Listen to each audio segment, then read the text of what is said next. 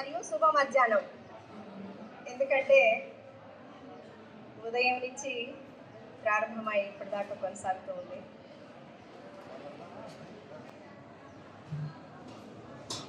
ఈ కార్యక్రమాన్ని ఏర్పాటు చేసినటువంటి మా కళాశాల అధ్యాపక బృందానికి, అధ్యాపకేతర బృందానికి అందరికీ కూడా నమస్కారాలు. విచ్చేసినటువంటి నా సహచరులు మరియు నా బంధువర్గం, ఆఫీస్ సిబ్బంది అందరికీ కూడా శుభాభినందనలు. విద్యార్థులందరికీ కూడా శుభాశీస్సులు. అంటే అనుకుంటున్నటువంటి రోజు రానే వచ్చింది. ఎందుకంటే కాల ప్రవాహం అనేది చాలా గొప్పది. కాలం ముందు ఎవరైనా కానీ వెళ్ళిపోతూ ఉండాల్సిందే. జీవితంలో ఇది ఒక మలుపు, ఉద్యోగ జీవితంలో ఉన్నటువంటి మలుపు ఇది. మరి నా ప్రస్థానం గురించి చెప్పారు, ఎప్పుడు జాయిన్ అయింది, ఎలా ఏంటి అనేటటువంటిది.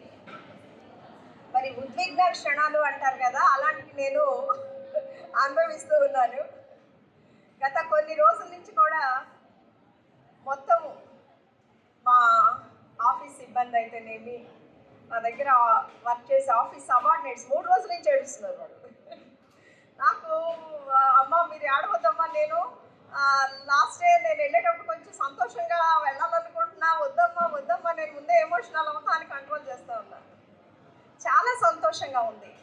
పూర్వ విద్యార్థులు అయితేనేమి, మరి ప్రస్తుతం నేను కొన్ని రోజులు చేసినా కానీ నంద్యాల నుంచి గుర్తుపెట్టుకొని వచ్చారు. ఇంకా నా శిష్యులు నేను చెప్పలేదు, వాళ్ళే ఫోన్ చేస్తున్నారు, మేడం ఏం చెప్పాలి అని అడిగారు. లేదు రమ్మనండి. ఎందుకంటే కొన్ని వేల మంది స్టూడెంట్స్, నాకు ప్రతి ఒక్కరి నంబర్ కూడా లేదు. అయితే నేను ఏం చెప్పానంటే మా స్టాఫ్ అందరికి కూడా నన్ను చిన్న షాల్ కప్పి ఈవినింగ్ టైం పంపించండి అని చెప్పాను. ఫస్ట్ నేను చెప్పినటువంటి పరిస్థితి, చిన్న షాల్తో పంపించండి ఈవినింగ్, నేను ఎలా వచ్చానో అలా వెళ్ళిపోతాను, నన్ను ఎక్కువ ఇబ్బంది పెట్టద్దు అని చెప్పారు. లేదు మేడం మేము ఏం చేయాలో అలా చేస్తాము, మీరు మమ్మల్ని ఫాలో కావాలి అన్నారు. మరి ఇంత గొప్పగా జరుగుతుందని నేను ఏ రోజున కూడా ఊహించలేదు. మరి ఈ సందర్భంగా ఇచ్చేసిన అందరికీ కూడా నా హృదయపూర్వక ధన్యవాదాలు. జీవితంలో ఉద్యోగం అనేటటువంటిది ఒక ఘట్టం. కాకపోతే ఈ ఉద్యోగం అనేటటువంటి ఘట్టం మొత్తం కూడా జీవితంతోనే ఉంటుంది, మరి విడదీరాంది. అంటే జీవితం కొనసాగుతూ ఉంటుంది, ఉద్యోగ జీవితము కొనసాగుతూ ఉంటుంది. మరి ఇక్కడ అనేక రకాలైనటువంటి ఆటుపోట్లు ఉంటాయి. మరి నిబద్ధతతో పనిచేయాల్సినటువంటి అవసరం అనేటటువంటిది ఉంటుంది. మరి ఇలాంటి సందర్భాల్లో మనకి కుటుంబ సభ్యులు ఎప్పుడూ కూడా దగ్గర ఉండరు. మన కుటుంబ సభ్యులు ఎవరంటే మనతో పాటు ఎవరైతే పనిచేస్తూ ఉన్నారో వాళ్ళే మా కుటుంబ సభ్యులు. ఇక్కడ నా దగ్గర అంటే నేను వీళ్ళ సమక్షంలో ఉన్నాను అంటే చాలా చాలా నా పూర్వజన్మ సుకృతం అనుకోవచ్చు. ఎందుకంటే అలా చూసుకున్నారు నన్ను. నేను చెప్పేదాన్ని, ఇంత బాగా చూసుకుంటున్నారు నన్ను, మళ్ళీ నేను ఒక్కదానిగా ఉన్నప్పుడు నేను ఎలాగా అని చూశాను కదా. వాటర్ బాటిల్ అంది ఇచ్చిన దగ్గర నుంచి అక్కడ మేడం ఇక్కడ స్పీచ్ ఇచ్చిన తర్వాత దాహం వేస్తుందేమో అంటే అంత అఫెక్షను, అది దొరకటం అనేది చాలా అదృష్టం. 35 సంవత్సరాలు మరి నా యొక్క నిజమైన సంపద ఏంటంటే మీరందరూ కూడా నా సంపదనే అంటాను నేను. ఎందుకంటే ఆస్తిపాస్తులు సంపాదించుకోవడం అనేది కాదు, మరి నిజమైనటువంటి ఆప్యాయతని సంపాదించుకున్నాను నేను. అంటే ఇక్కడ స్టూడెంట్స్ నుంచి వెళ్ళడం అనేది ఒక అద్భుతమైనటువంటి అవకాశం నాకు. స్టూడెంట్స్ మరి వాళ్ళ యొక్క ఆదరాభిమానాలు అనేటటువంటి నేను మర్చిపోలేను. అంటే నేను చెప్పాను వాళ్ళతో, మా పాప కూడా మిమ్మల్ని చూసేమన్నా అసూయ పడుతుందేమోనమ్మా అని. ఎందుకంటే నేను ఫస్ట్ షేక్ హ్యాండ్ ఇవ్వాలి మీకు, నేను ఫస్ట్ ఫ్లవర్ ఇవ్వాలి, ఇలా పోటీ పడుతూ ఉంటారు రెగ్యులర్గా కూడా స్టూడెంట్స్. మరి వాళ్ళ యొక్క అభిమానము ఆప్యాయతలు అనేటటువంటివి వెలకట్టలేనటువంటివి. మరి ఇక్కడ ప్రతి ఒక్కరి గురించి నేను కొంచెం ప్రస్తావించదలుచుకున్నాను. ఎందుకంటే ఇది ఈ తర్వాత వచ్చి ప్రతి ఒక్కరి గురించి చెప్పినా నాకు అంత టైం ఇవ్వదు చెప్పడానికి. కాబట్టి ఖచ్చితంగా ఇప్పుడు ఏమా ఇక్కడ అందరి గురించి కూడా చెప్పుకోవాల్సినటువంటి క్షణాలు ఇవి. ఫస్ట్ ఉద్యోగ పర్వం నుంచి మొదలు పెడతాను. నేను స్కూల్ అసిస్టెంట్గా జాయిన్ అయినప్పుడు నాకు సహకారం అందించినటువంటి వాళ్ళందరికీ ధన్యవాదాలు. నా తల్లిదండ్రులు అప్పటికి ఇద్దరు లేరు. నా యొక్క జీవితంలోని ముందు సంవత్సరాల్లోనే మా ఫాదర్ పరమపదించడం జరిగింది. నేను 3-4 ఇయర్స్ ఏజ్ అప్పుడు మా ఫాదర్ లేరు. మరి మా మదరు ఉన్నారు. ఈ ఉద్యోగ ప్రస్థానం అప్పుడు మా మదర్ ఉన్నారు. మరి ముఖ్యంగా అందరూ చెప్పారు, మేడం గారు పెద్దన్నయ్య అని చెప్తా వచ్చారు. అంటే పేరెంట్స్ లేనప్పుడు ఫాదర్ లేని లోటు తీర్చి మమ్మల్ని మొత్తాన్ని కానీ మీకు చెప్పాను, మా కుటుంబం మొత్తం కూడా ప్రతి ఒక్కరిని కూడా పోస్ట్ గ్రాడ్యుయేట్స్ మొత్తాన్ని, అంటే ఆడపిల్లలకి చదువేందుకు అనే రోజుల్లో కూడా మా బ్రదరు తను గవర్నమెంట్ డాక్టర్గా వస్తే ఆ పోస్ట్ని వదిలేసి గుంటూరు జనరల్ హాస్పిటల్ గవర్నమెంట్ డాక్టర్గా వస్తే అది వదిలేశారు. ఎందుకంటే మేము ఎక్కువ సంతానం, అంటే తన తర్వాత 5 మంది ఉన్నాము. మా మదర్కి పెద్ద ఎడ్యుకేషను లేదు. మరి వీళ్ళందరినీ పైకి తేవాలంటే ఎలాగా అనేసి ఆయన ఆ రోజుల్లోనే అంటే జాబ్ని వదిలేసి ప్రైవేట్ ప్రాక్టీస్ పెట్టారు. ఆయన ఐ స్పెషలిస్ట్. ఇప్పుడు కూడా మరి 80 ఇయర్స్లో ఉన్నారు. నిన్న నైట్ కూడా బయలుదేరిపోయితే వర్షం అది రాలేనేమ్మా అనేసి చెప్పారు. కాబట్టి మొట్టమొదటిగా నా తల్లిదండ్రులకి, నాకు జన్మనిచ్చినటువంటి తల్లిదండ్రులకి నమస్కారం చెప్పుకుంటూ మా పెద్దన్నయ్య గారికి మరి ప్రత్యేకమైనటువంటి నమస్కారాలు ఇక్కడి నుంచి తెలియజేస్తున్నాను. తను లేకపోతే మేము లేము. అంటే ఈ రోజున ఈ పొందేటటువంటి సన్మానాలు కానీ సత్కారాలు కానీ అన్నీ ఎమోషనల్ కాకూడదు అనుకున్నాను, కానీ అయ్యాను. సారీ. కాబట్టి అంటే ప్రతి స్టెప్లో కూడా మనల్ని నడిపించే వాళ్ళు ఉంటారు. తల్లిదండ్రులు ప్రత్యక్ష దైవాలు అంటారు. సార్ వాళ్ళు చెప్పారు, తల్లి తండ్రి గురువు దైవం అంటారు. తల్లి మరి తన నుంచి నేర్పించేటటువంటి అనేక రకాలైనటువంటి లక్షణాలే మరి మనలో వస్తాయి. మొట్టమొదటి గురువు తల్లి, తర్వాత తండ్రి. మరి ఇక్కడ మా బ్రదర్ నుంచి ఏవైతే 4 లక్షణాలు చెప్పారో, క్రమశిక్షణ అనేది ఏమైనా ఉన్నాయంటే వాల్యూస్ కానీ అవన్నీ మా పెద్ద బ్రదర్ నుంచి వచ్చినటువంటి లక్షణాలు మొత్తం. ఆయన టైం బౌండ్ అంటే టైం బౌండే, క్రమశిక్షణ అంటే క్రమశిక్షణే. అంటే ఇంకా అసలు ఇంట్లో చాలా సిస్టమేటిక్గా వాళ్ళ లవ్ అండ్ ఎఫెక్షన్ అలా ఉంటుంది. కాబట్టి మేము we are very fortunate to have that sort of brother. కుటుంబ బాధ్యతను తీసుకున్న బ్రదరు ఉన్నారు. కాబట్టి నేను ఈరోజు ఉన్నాను ఇక్కడ. మరి మా మదర్ నుంచి మానవత్వ లక్షణాలు చాలా నేర్చుకున్నాను నేను. అంటే ఎవరైనా ఆకలిగా ఉన్నోళ్ళు ఉంటే చూసే మనిషి కాదా ఉండ. ఇందాక సార్ చెప్పారు, ఆడపిల్లలు ఆ రోజుల్లో స్కూల్స్లో ఏమీ ఇబ్బంది ఉండేది వాళ్ళకి. అమ్మ ఉండేవాళ్ళు ఇంటి దగ్గర. కాబట్టి వాళ్ళకి వాటర్ ఏమైనా కావాలన్నా ఏదన్నా కావాలన్నా కానీ ప్రొవైడ్ చేయమని చెప్పేదాన్ని, ఇచ్చేవాళ్ళు అనమాట. నాకు చాలా సపోర్ట్గా ఉన్నారు చాలా సంవత్సరాలు. నాకు మా మదరు మా పాపని పెంచడంలో చాలా చాలా సపోర్టివ్గా ఉన్నారు. మరి అంటే నా ప్రస్థానము అలా మొదలైంది. ఉద్యోగ జీవితానికి వచ్చాను. మరి మా చిన్నన్నయ్య కానీ, మా పెద్దక్క, మా అన్నయ్య వాళ్ళ బాబోళ్ళు, వీళ్ళంతా కూడా చాలా చాలా నాకు ప్రతి స్టెప్లో ఉద్యోగ జీవితం జరుగుతూ ఉన్న స్టెప్స్లో ప్రతి చోట కూడా నాకు చాలా అండదండలు అందించారు వాళ్ళు. మరి వాళ్ళందరూ కూడా నన్ను వెన్నంటి నడిపించారు. అంటే జీవితము చిన్నప్పటి నుంచి మొదలైంది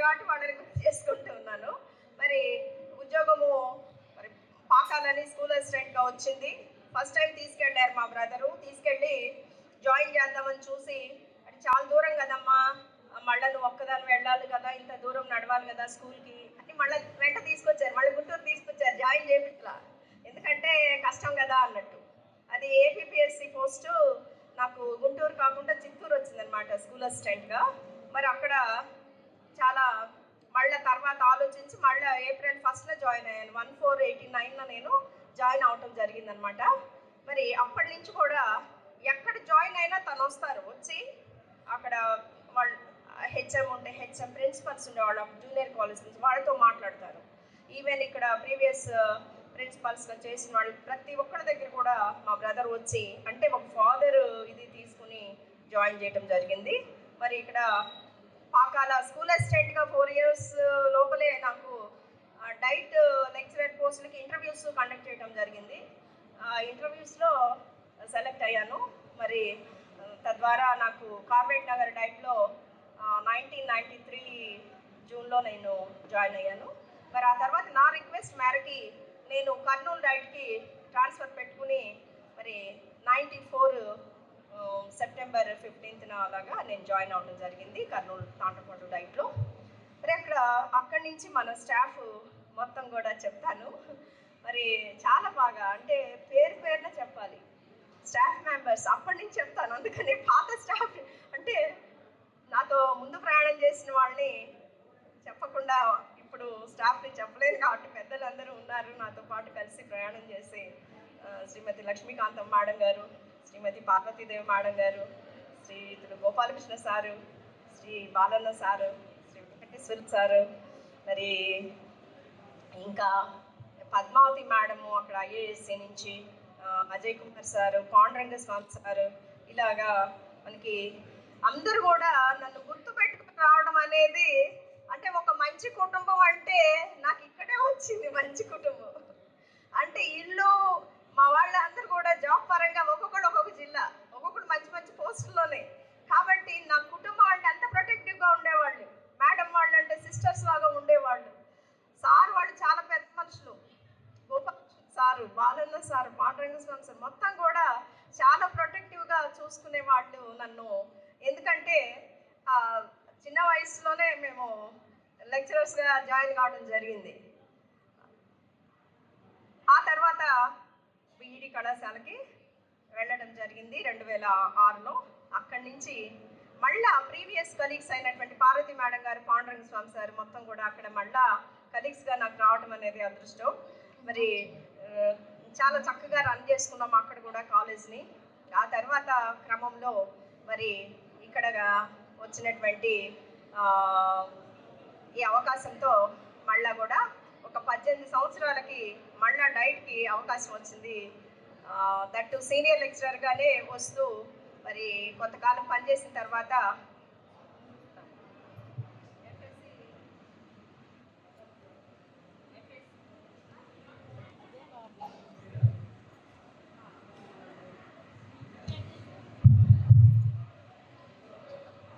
ఎంఎస్సి ప్రిన్సిపల్గా ఇచ్చారు. మరి ఈ క్రమంలో నేను రీసెంట్గా మరి మార్చిలో డిఓ క్యాడర్ ఇస్తూ వెళ్ళమంటే నేను డిఓ క్యాడర్ వద్దనుకుని మరి నాకు ప్రిన్సిపల్ క్యాడర్ ఇవ్వండి అని రిక్వెస్ట్ చేసుకున్నాను. మరి అది యాక్సెప్ట్ చేసి నన్ను మళ్ళీ ఇక్కడే నియమించడం అనేది జరిగింది.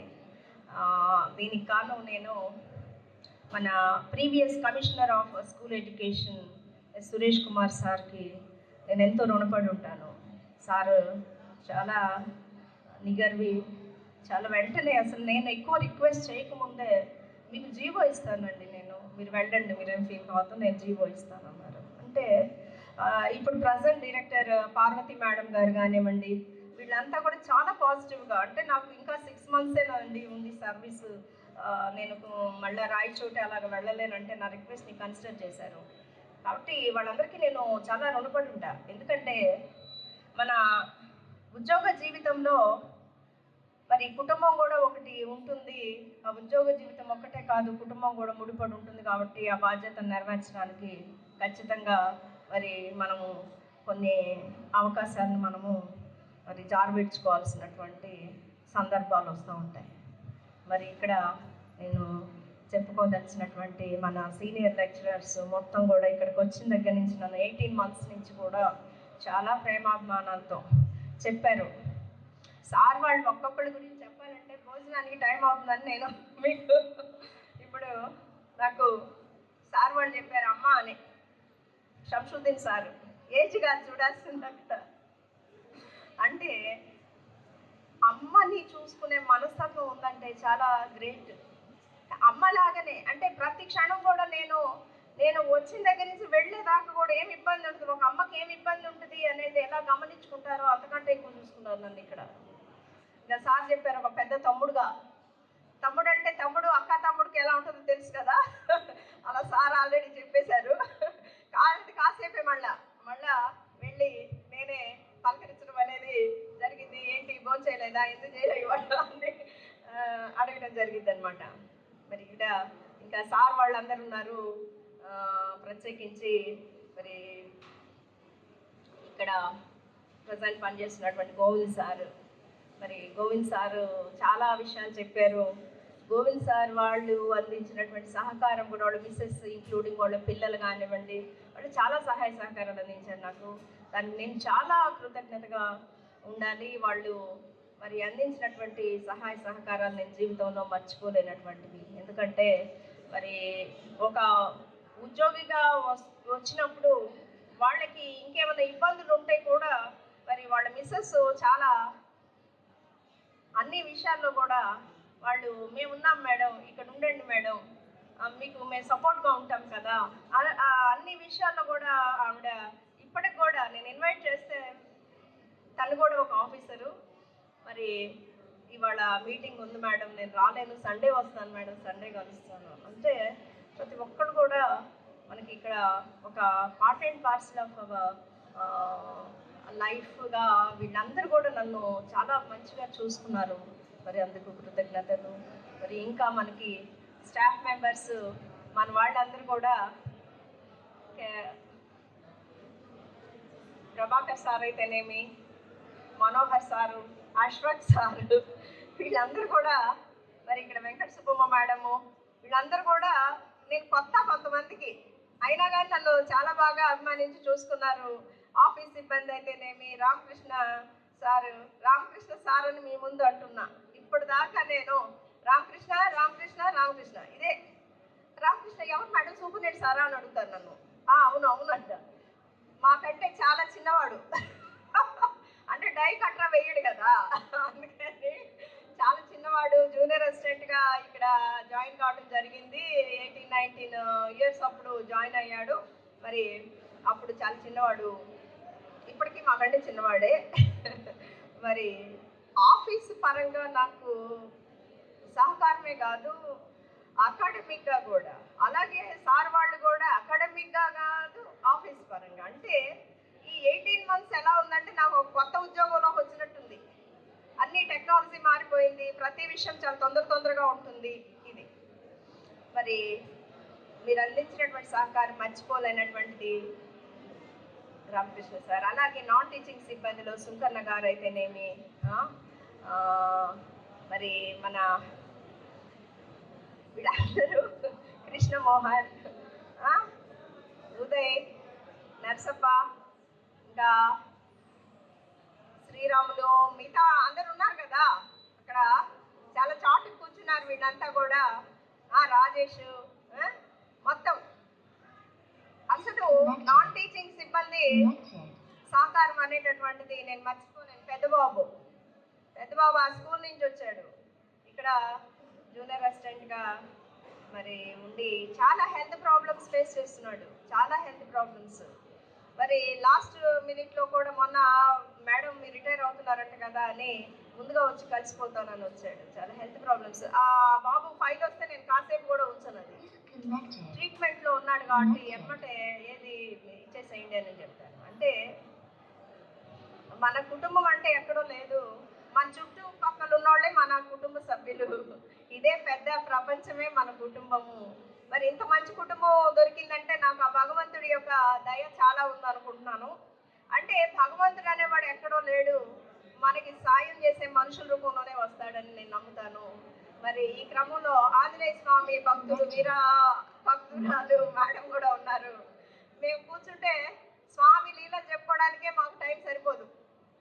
ఇలా కదా అలా కదా అని, అంటే ఎవరి నమ్మకము వాళ్ళది. ఇంకా ఈ క్రమంలో చెప్పాలంటే విద్యార్థులు వీళ్ళు పోటీ పడుతున్నారు. ఫస్ట్ ఇయర్స్ గురించి చెప్పలా, మీరు ఫీల్ కావద్దు. ఫస్ట్ ఇయర్స్ కూడా నా పెట్ స్టూడెంట్సే. సార్ వాళ్ళు ఏంటంటే ప్రీవియస్ నుంచి ఉన్నారు కాబట్టి మరి వీళ్ళు అని చెప్పారు. ఫస్ట్ ఇయర్స్ మరి ఇక్కడ ఇమీడియట్ వెళ్తూ ఉంటారు వీళ్ళ క్లాస్కి. సెకండ్ ఇయర్స్ కొంచెం దూరం అయ్యారు, అవతల బ్లాక్లో ఉంటారు. మరి వాళ్ళకి అడపాదడపా వెళ్ళటానికి కావట్లే నాకు వర్క్లో. మరి వాళ్ళు చాలా ఎమోషనల్ అవుతున్నారు. నిన్న సాయంత్రమే మొదలు పెట్టారు. మరి నాకు అదంతా కూడా దాచుకున్నదంతా మార్నింగ్ ఇప్పుడే వచ్చేసింది. మరి చాలా ఉద్విగ్న క్షణాలని నేను అనుభవిస్తున్నాను. ఇంత అదృష్టం అనేది మరి నాకు దక్కింది అనుకుంటున్నాను. మరి ఈ క్రమంలో నా కుటుంబ సభ్యులు వీళ్ళు ఉంటే, మా కుటుంబ సభ్యుల గురించి చెప్పాలంటే మరి మా పాప డాటర్, తను సార్ వాళ్ళు చెప్పినట్టు నన్ను ఏ రోజు కూడా ఇబ్బంది పెట్టల. తను ఇబ్బంది పెట్టుంటే నేను పెద్దగా చదివించగలిగేదాన్ని కూడా కాదు. తను అన్నీ కూడా చాలా బ్రైట్గా చదువుకుంటూ స్టెప్ బై స్టెప్ నన్ను ఎక్కడ ఇబ్బంది పెట్టి నాకు ఇది కాదు. మరి తను ఫస్ట్ నుంచి కూడా మెరిటోరియస్గా 7th క్లాస్ మార్క్స్ ఏంటి, 10th క్లాస్ మార్క్స్ ఏంటి, ఇంటర్మీడియట్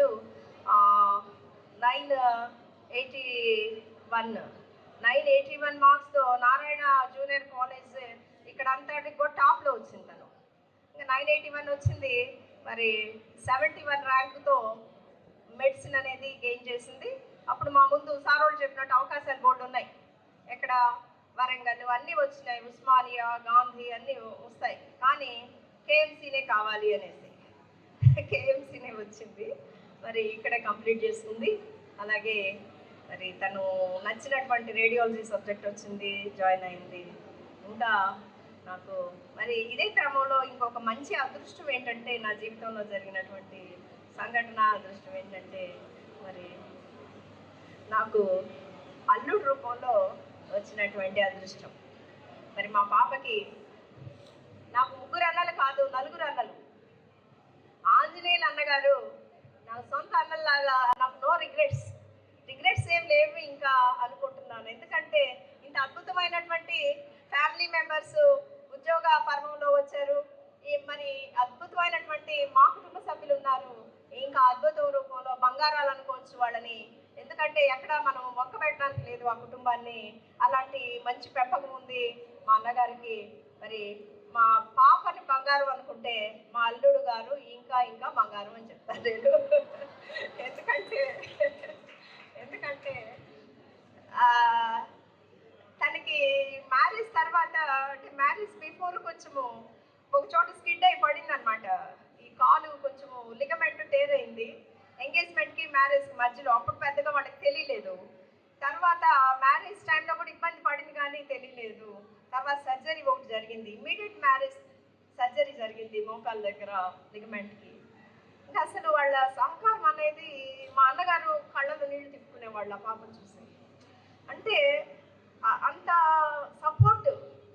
మా అల్లుడు గారి గురించి చెప్పాలంటే తను మొత్తం ఎంత సపోర్టివ్ అంటే ఆ పాపకి అసలు అలా టాయిలెట్స్ కానీ అలా తీసుకెళ్ళాలి, ఎత్తుకొని వెళ్ళాల్సిన పరిస్థితి, అంటే అట్లా దాటించాలి, అలా చాలా సపోర్టివ్.